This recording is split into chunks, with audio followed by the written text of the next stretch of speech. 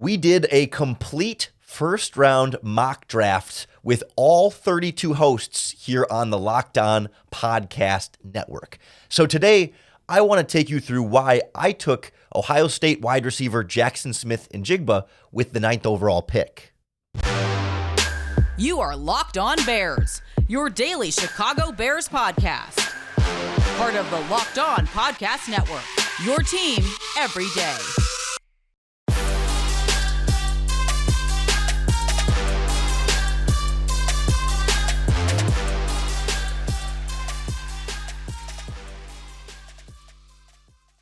This is Locked On Bears, and I'm your host, Lorin Cox. I'm here to bring you your daily, in-depth Chicago Bears news and analysis. You can follow me on Twitter at CoxSports1.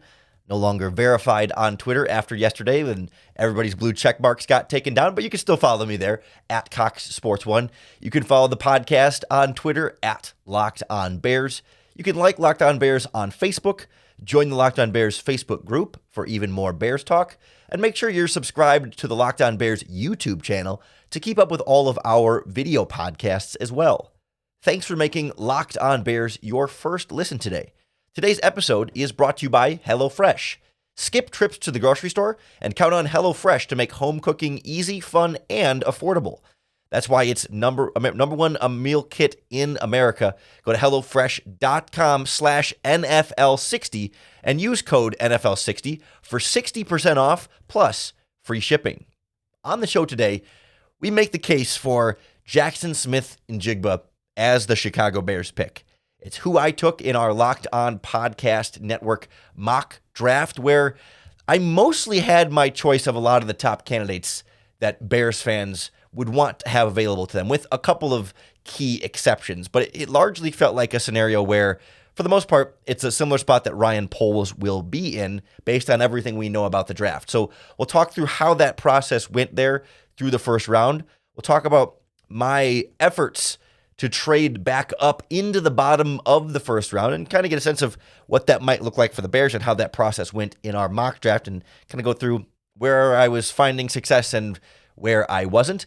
And then we'll extrapolate that through the second and the first pick of the third round on what the rest of the draft might look like in that kind of scenario if JSN is indeed the first pick.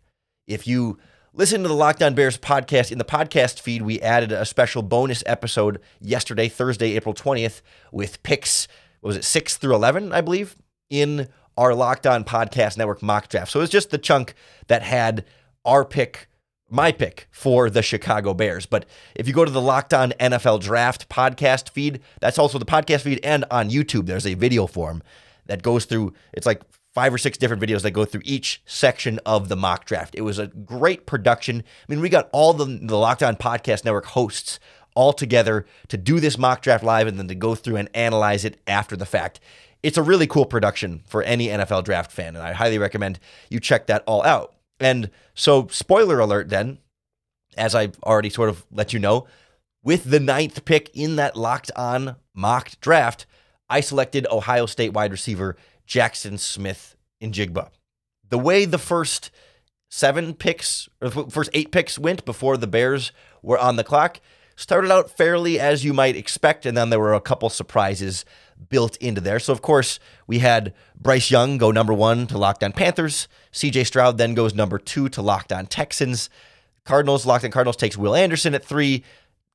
Locked On Colts takes Anthony Richardson at 4. Pretty well expected. That's not a real shakeup or a surprise to that point. Perhaps Locked On Seahawks at 5 taking Tyree Wilson from Texas Tech. Maybe as a surprise to some, but the big stunner was Matt Deary, Locked On Lions, taking Kalijah Kancey at 6th overall in the draft. The 3 technique from Pittsburgh goes ahead of Jalen Carter, who, by the way, Locked On Eagles traded up with Locked On Raiders to take him with the 7th overall pick. And then Locked On Falcons stayed at 8 and took Christian Gonzalez.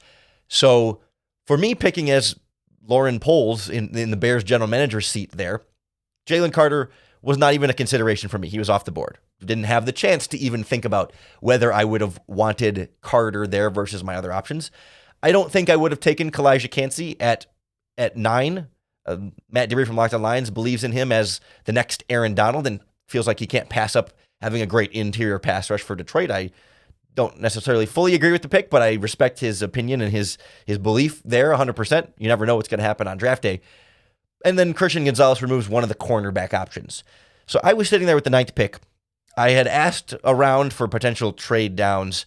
After Carter came off the board, no one wanted to move up for Will Levis. That was one of the main themes of our mock draft. Everyone kept asking, does anybody want to move up for Levis? No. And with Carter off the board, there wasn't really anybody there that any other team would want to move up for. So I'm sitting at 9 with my open choice of every offensive tackle that I could have wanted. Paris Johnson, Broderick Jones, Peter Skoronski, Darnell Wright. Could have taken any of those guys. And that's where I was most torn is, do I take one of the tackles here and just fill that big right tackle need here in the first round? I also considered Devon Witherspoon, the cornerback from Illinois, who I think is a real top 10 talent in this draft that would be a long-term option in this Bears defense and fill a key spot on that end. And I don't know, for me, 9 felt a little bit too early to take somebody like Lucas Van Ness or Miles Murphy on the edge as much as I would like to address the edge rusher position. For me, this pick came down to JSN, Devon Witherspoon, or Paris Johnson Jr., but substitute any of your offensive tackles of choice. I ultimately took JSN, and I want to borrow from something that actually one of the commenters here on the Locked On Bears YouTube channel left a great comment that encapsulates really well my feelings about why I would take JSN with this pick. The YouTube account name was Shake, Shake. I'm surprised he or she was able to get that. But what Shake commented on one of our videos a day or two ago said, if you want to draft an O-lineman with your first round pick, what you're saying is, I don't want my first pick to win Rookie of the Year, offensive or defensive Rookie of the Year. You have no desire for that player to ever be Defensive Player of the Year or an MVP, and that player will never be the best player on your team or its most valuable player. I don't get the logic of having such low expectations for a first round pick. That sounds like a second or third round pick to me. Again, that's one of the comments on our YouTube video from Shake. And I find myself agreeing, like specifically with the 9th overall pick. If I'm trading down, I'm okay with taking that tackle that will never be an OPOY, a DPOY, or an MVP. But at the end of the day, that it's true. Like an offensive lineman is very valuable and important, but the team, it can only have so much of an impact on your team. Jaxon Smith-Njigba has the potential to be Offensive Rookie of the Year. Devon Witherspoon has the potential to be Defensive Rookie of the Year. And to me, it's not about whether they win that specific award their rookie season, but like they have the potential to be Offensive Player of the Year, Defensive Player of the Year. It's unlikely that they will, picking them 9th overall, sure. But the percent chance that Jaxon Smith-Njigba has to be Offensive Player of the Year is greater than the 0% chance that Paris Johnson Jr. has to be Offensive Player of the Year. The impact that a wide receiver can have, or cornerback, but wide receiver like JSN can have on your team right away and in the long term is greater than the impact that an offensive tackle can have. And if I'm staying at 9 with no trade down options available to me, I'm taking the guy who could be the higher impact player. And I went with JSN to have the more direct impact on Justin Fields and understand that cornerback is, it's important, but I'm not as fired up about getting cornerback as I am with getting someone like Jaxon Smith-Njigba. We could spend all day going through like a scouting report or whatever on JSN. I will point you to a podcast we did earlier in the off season here, and I'm trying to pull up which date it was. That might have been the Ohio State Pro Day podcast we went to on March 23rd, where we went a lot more in depth on JSN and some of these other Ohio State prospects and why. Here it is, April 11th. Podcast here on Locked On Bears called Jaxon Smith-Njigba is the only wide receiver Chicago Bears should consider before day 3 of the NFL draft. Go back to that if you want more on JSN from a scouting reports perspective and why I think he's worth it for the Chicago Bears. But I think positional value-wise, in the top 10, give me the wide receiver over the offensive tackle. If there was an edge rusher there that I think was worthy of a top 10 pick, like Tyree Wilson, that would have been my choice. But without Wilson, without even having Carter to consider, to me, it's JSN, and I'm happy to have gone that direction. We'd love to hear what you think, given the first 8 picks, who you would have gone with on the board. Let us know in the comments here on the Locked On Bears YouTube channel. Tweet us at Locked On Bears or post in the Locked On Bears Facebook group. That wasn't the end of my activity in the first round of our mock draft, though. I did my best to trade back in. And I want to talk through how some of that process worked for me as the pseudo Bears general manager and how that might give us some lessons for draft day next on Locked On Bears. The Locked On Bears podcast is brought to you by Built Bar, the world's best tasting protein bars. And trust me, every Built Bar flavor I've had has been delicious. And that's why I'm so excited that something new is coming to Built.com this Saturday, April 22nd. We don't have all the details yet, but the excitement is real and it's something you won't want to miss. Every Built Bar is soft, easy to chew, covered in 100% real chocolate, and it's like a sweet treat that tastes like a candy bar. But somehow those geniuses, mad scientists, whatever you want to call them at Built Bar, they found a way to make these protein bars that taste like candy bars actually like good for you. They are low sugar, low calories, high fiber, and high protein. We're talking 17 grams of protein for only 130 calories, only 3-4 grams of sugar, depending on what your flavor is.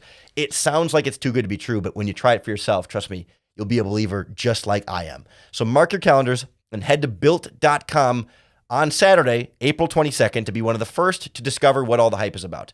I really can't wait to see what the new flavor is. I eat one every single day. Make sure when you're there to use our promo code LOCKEDON15, and you'll get 15% off your next order at Built.com. As our Locked On Podcast Network mock draft kept going, I was noticing a trend of players I was interested in, specifically on the offensive line, lingering later and later in the first round. And there were a couple of guys where like we started to get into the 20s, and I'm like, man, like I might have the opportunity to still get a potential, like a clearly first round caliber player, but be able to readdress one of those positions of need that obviously taking Jaxon Smith-Njigba does not, right? Wide receivers, a little bit more of a luxury pick, a little bit more, a little bit less of a need, but still I think best player available is a worthwhile investment in that situation. I don't question that, but I wanted to say like, okay, well then can I still maybe get back in just to do something different and get 2 first round caliber players to help my team here? And it was difficult negotiating, right?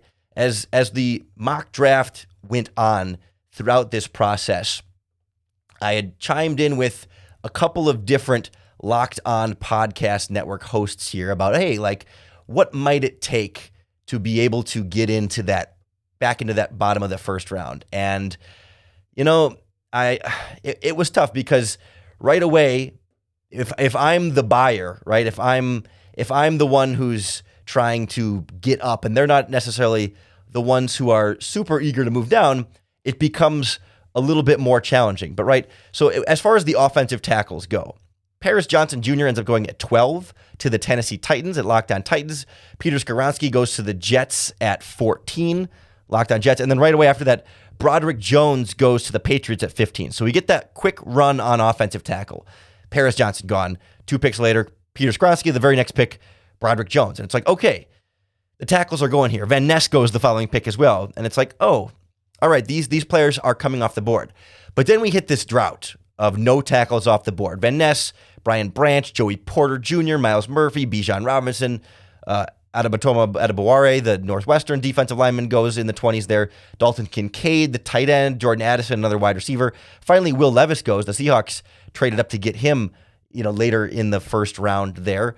And I'm like, man, we're getting into the 20s here, and Darnell Wright is still sitting there. And I tried at one point to trade up with the Minnesota Vikings. That's actually where at 23, I believe that's where the Seahawks ended up moving up for Will Levis. That ultimately ended up falling a little bit short. I tried to trade up with the Packers at 25, who had swapped with the Jaguars in our mock draft. They were pretty content to stay there and take their tight end after having already traded down. They didn't want to trade out of the first round completely because that's the challenge here, right?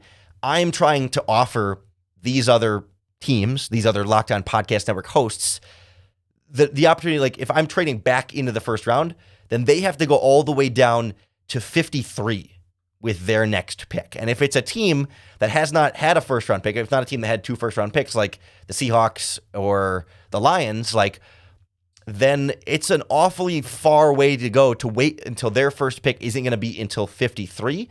You have to then sweeten the offer a little bit. So like at first, I was trying to be, shrewd's probably too strong of a word. I was trying to be a wise negotiator, and I was going around saying, okay, Luke Braun, Locked On Vikings, how about 53 and 64? So I could still keep 61 as having, still a decent second round pick, but he got better offers from the Seahawks, who had better picks to be able to trade up.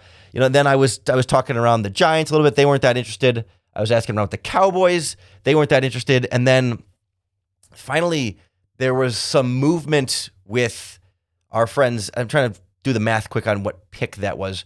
Well, with the Bills, I was in deep talks with Joe Marino from Locked On Bills with the 27th pick, because somehow we've gotten to 27 and Darnell Wright is not on, or still on the board, has not yet been taken. And again, like I'm throwing like, okay, I got 53 and 61, like the two Bears second round picks.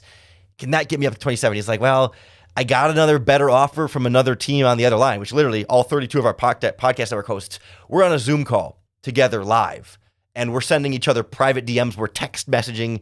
It's a combination of Twitter DMs, texts, and Zoom direct messages of like waiting for the picks to come in, waiting for these negotiations to go through. We're all in our little, representative war rooms of sorts at our podcast sets.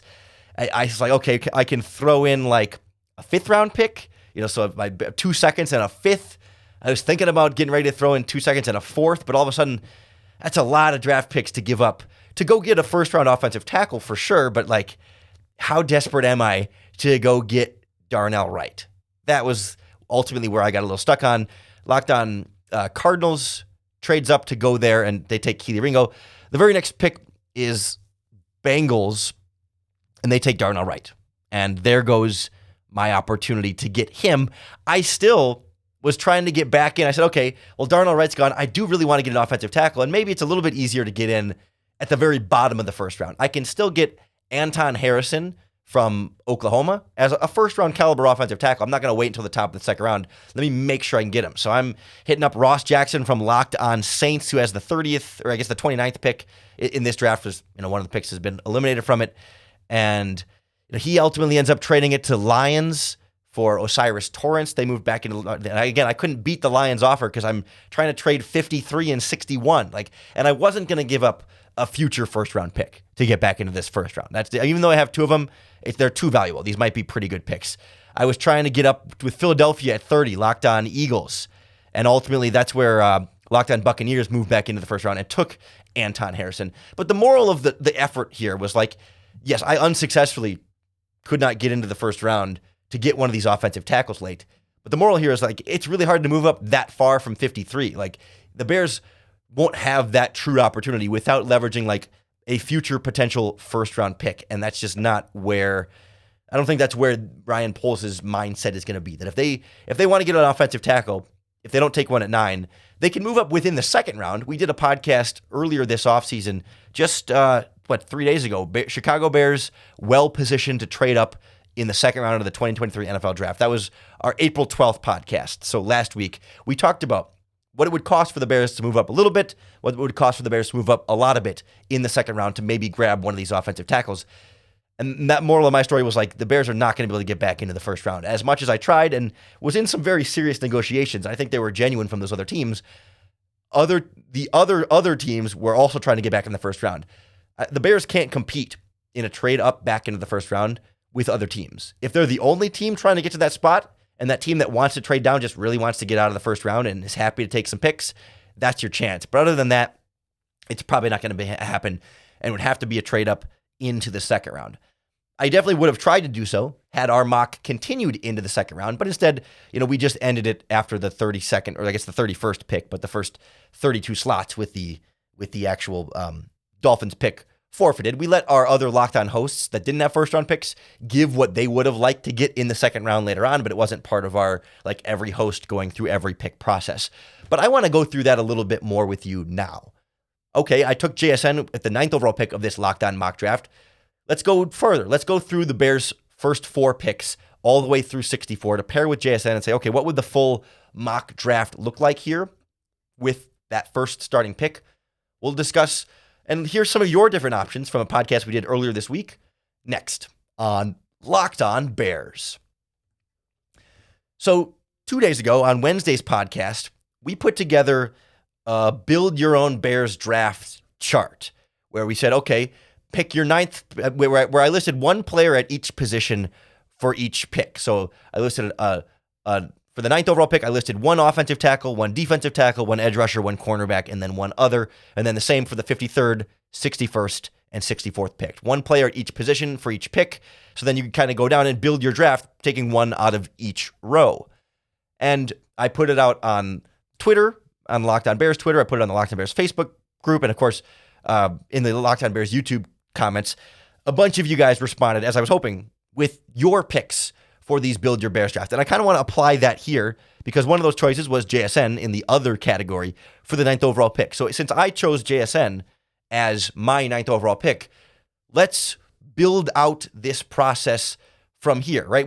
And for this purpose, we don't have to stick with just what quick math tells me, the 15 other names to choose from on the actual Build Your Bears draft board that I put together here. But I think we can expand a little bit beyond that. And actually, for these purposes, I went into the PFF mock draft simulator and simulated from there with JSN as my pick, and we will share the results of that momentarily. But first, I wanted to shout out some of your mock drafts, and I don't mean to just pick the people that happen to agree with my JSN pick, but I want to just go through a few of what you Locked On Bears listeners selected for your mock draft or your Build-A-Bear draft, as one of our other podcast hosts told me I should call it Build-A-Bear drafts. That's too childish, but I did like the creativeness there. Certainly, as I was looking across the results as a whole, it wasn't a formal poll by any means, but anecdotally, the vast majority of listeners picked Jalen Carter with the ninth overall pick. Between Carter, Johnson, Van Ness, Witherspoon, and Jaxon Smith-Njigba here, it was Carter the overwhelming favorite. Second was probably Paris Johnson, and then from there it was kind of just a smorgasbord. But very much the preference there with the ninth pick was Jalen Carter, followed by Paris Johnson. Not a ton of JSN people, but since I picked JSN, here's a couple of the JSN groups that we got. On Twitter, at EthanLeo76 said JSN with 9, and then Keanu Benton at 53, the defensive tackle from Wisconsin. Then the edge rusher from Notre Dame, Isaiah Foskey I'm not even sure I'm saying that right, Foskey from Notre Dame at 61. And then the 64th overall pick, he went Jalen Duncan, the offensive tackle from Maryland, to kind of fill that hole. Another one on Twitter, at FinFanalists, who is a Dolphins fan who apparently also likes the Chicago Bears enough, did JSN with the first round, and then went center John Michael Schmitz from Minnesota with the 53rd pick. He went with the Oregon defensive tackle, nose tackle Ika. I can't remember his first name. It's difficult to pronounce, but a big nose tackle there at 61. And then Julius Brents, the Kansas State cornerback, with the 64th pick. Opting not to address right tackle, pass rusher either, but going center, nose tackle, cornerback. Still time to address those other positions later in the draft. Tyler Vineyard, at Ty Vin, went kind of a similar as some of these other guys. Of course, JSN with the first pick there, then went Keanu Benton, the Wisconsin nose tackle, with the second pick. Joe Tippmann, the Wisconsin offensive lineman, with the third pick there. And then he went off the board with a player not one of the ones I listed, but certainly worth doing. He said Wanya Morris, the offensive tackle from Oklahoma. And Tyler admitted this may be a reach according to mock drafts and pundits, but he doesn't think NFL GMs will see it as much a reach. So that's his offensive tackle of choice with the 64th pick. I'm totally fine with people going off the board for whoever you want, especially with that third one. And then the last one, Jim Braw, at Calamity Jim with a K, went JSN, John Michael Schmitz, the center, Isaiah Foskey, the edge rusher, and then Julius Brents, the cornerback. So it was fun to hear some of the different JSN-based options that different Locked On Bears listeners picked here based on, not knowing who I had picked in the mock, but just as a sort of a comparison point. I then went ahead and plugged this into the PFF mock draft simulator, which of course, it's a simulator, and it's also sort of some of Pro Football Focus's evaluation of these players, and so it's not always going to be 100% predictive of who's going to be there and who won't be. But I thought it was one way of looking at it, and so as I make the graphic way too big on the Locked On Bears YouTube channel, there started of course with JSN. Let the simulation take me all the way through to. It didn't try and do any trades in this one, but at 53. I wasn't in love with my edge rusher options there. It was, the Wisconsin kid, Nick Herbig, and some other guys that I just wasn't super crazy about. And The cornerbacks were okay. Keanu Benton from Wisconsin was there at 53 as well. I ended up feeling like after going wide receiver in the first round, I needed to address needs here. I needed to either go edge rusher or offensive tackle, and didn't like the edge rushers there, so I went offensive tackle with Matthew Bergeron, the tackle from Syracuse, who I know in my Build-A-Bears mock draft, I had put as at the 61st spot. I think it's a little bit interchangeable there. Perhaps I could have still gotten him at 61, but I thought, okay, it's only 8 picks between 53 and 61. Let me just get the right tackle. Let me just make sure, right? Okay, maybe it's a little bit of a reach, you could argue. There's also a chance Bergeron isn't even there on the board. I think it's good. I think it's still good value for him, even if maybe I feel like I could still get him later on. And I then at 61 felt like, okay, I'd really like to get an edge rusher, and now this is more like Isaiah Foskey range from Notre Dame. To be honest, I'm not even super in love with him as a prospect. I have my concerns. I think a lot of his production came against a couple of different teams, and I feel like he took advantage against bad offensive tackles and wasn't necessarily as consistent in that way. But at some point, it becomes a need, and I didn't really like any of the other edge rushers there, and I didn't want to wait till 64 and reach. I do feel like, for example, I like Derek Hall from Auburn, who I have on the chart as well. 64 feels like a little bit of a reach for him. And there's some other guys, like if I could trade down in the third round, absolutely. But again, I was like, man, I got to splash with the 9th pick with JSN. I got my fun. Let's now eat our vegetables. Let's take our medicine. Let's get these needs filled in the second round. So I went Foskey with that one. And then I got to 64, thought about going cornerback there. I got the two biggest needs filled, defensive end and offensive tackle. There wasn't really a defensive tackle at that spot that I really liked. I could have traded down, could have doubled down on edge rushers with somebody like Derek Hall, which I really did consider. But I went off of my so-called board, the Build-A-Bear board with the 64th pick, and added Luke Whippler, the center from Ohio State. So my 4-pick, 3-round Bears mock draft ended up being JSN, Matthew Bergeron, Isaiah Foskey, and Luke Whippler. Wide receiver, offensive tackle, edge rusher, center. I've got my offensive line in front of Justin Fields secured. We're set. Got a young tackle of the future. Got 2 young tackles of the future on the roster. Got my center of the future. You've got guards. You've got 5 players that are young and talented on your O-line. I've got another great wide receiver for him that I'm excited about, and it's going to crack the lineup right away. Sweet. Set around Justin Fields. And I got edge rusher, which I feel like was the biggest need on the defensive line that needed to be addressed at that point. Would have been ideal to get a defensive tackle somewhere in there, but I wasn't in love with my options there and was much more happy to fill those 2 spots. That's ultimately where I take the starting point of our Locked On Podcast Network mock draft, extrapolate it out through the second and third round, and that's what we come away with. And I would be pretty darn happy with that if that's how things go on draft day. Of course, we know the real draft day will be incredibly unpredictable, and so we can never know exactly what's going to happen, but it should be fun to see, and it's fun to go through these different scenarios, mock drafting with all of our Locked On podcast hosts, and also then finishing it out with the PFF simulator. I highly encourage you to go check out our full first round mock draft over on the Locked On NFL Draft podcast feed and YouTube channel. It really is a great production. I mean, we've got sort of a studio host desk table. We go to the individual hosts making their picks. Our draft analysts break down the pick. Our college analysts break down the players, and our other podcast network hosts react to the picks and go through the trades and all of that process. It was a lot of fun to be a part of, and it turned out really cool. There is not another network out there, and I'm talking ESPN, I'm talking NFL Network, I'm talking whatever, that can rival the access we have to local experts on every stage and put them all together in a mock draft like this with draft analysts ready to go and really make it a whole bundled together production. It's really, really something cool, and I hope you'll go check it out and enjoy it. Make Locked On NFL Draft, make that mock draft your second listen today. After you made Locked On Bears your first listen, appreciate you making Locked On Bears your first listen each and every day. You everydayers are what gets me out of bed in the morning, why I love doing this podcast so much. Those of you tuning in 5 days a week, we really appreciate it, and happy to have everyone tune in however much you can. But the everydayers are the real diehard Locked On Bears listeners. Make sure you come back on Monday as we start our final draft week preparation and make sure we've got you ready with everything you need to know for the NFL draft, so you are as prepared as possible for all the different outcomes on Thursday, Friday, and Saturday. And at the very least, you'll be ready to bear down.